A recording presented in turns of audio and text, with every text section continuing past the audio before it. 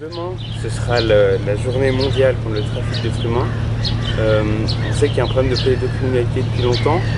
Qu'est-ce qui se passe depuis des années en Suisse et ailleurs?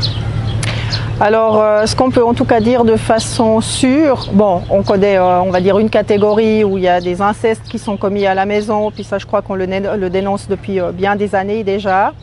Mais souvent, ça va au-delà, effectivement, parce qu'il y a des élites qui sont au niveau des gouvernements, placés hiérarchiquement dans les monarchies aussi, qui font partie des réseaux pédocriminels.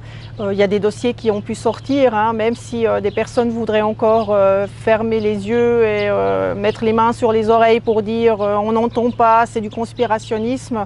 Non, alors je peux encore confirmer, pas plus tard que mardi, j'ai eu une réunion en Suisse allemande où une personne a pu nous dire de sources sûres qu'en Allemagne, il y a plus de 600 enfants qui ont été sauvés de réseaux souterrains et ces réseaux souterrains ont été détruits derrière.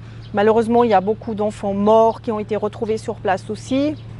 Donc tout ce qu'on sait aujourd'hui, notamment des différentes interventions qu'ils font aux États-Unis, je ne peux que confirmer que c'est tout à fait vrai. En Suisse d'ailleurs, on trouve aussi des souterrains partout en Suisse. Hein, on pourrait se déplacer rien que par voie souterraine dans toute la Suisse. Donc c'est quand même impressionnant le nombre de constructions qui ont été faites. Et pourquoi il y a ces constructions? Elles servent à quoi? Alors, si tu veux, je sais que beaucoup de ces élites qui voulaient gagner le monde entier pour eux-mêmes, hein, il y a les Georgia Guidestones qui disent très clairement dans leurs 10 commandements notamment qu'ils veulent réduire la population à moins de 500 millions de personnes sur la planète. Donc pour eux, c'était un très mauvais moyen, si tu veux.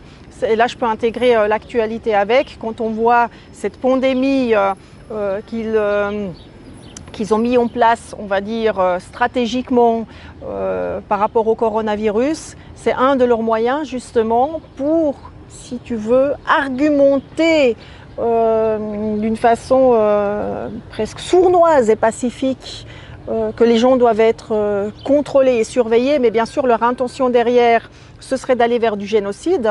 Leur agenda, c'est clairement la globalisation au niveau mondial et réduire la population à 500 millions de personnes. Mais il y a de l'espoir parce que justement beaucoup de personnes aussi décident de réagir derrière et c'est une bonne chose.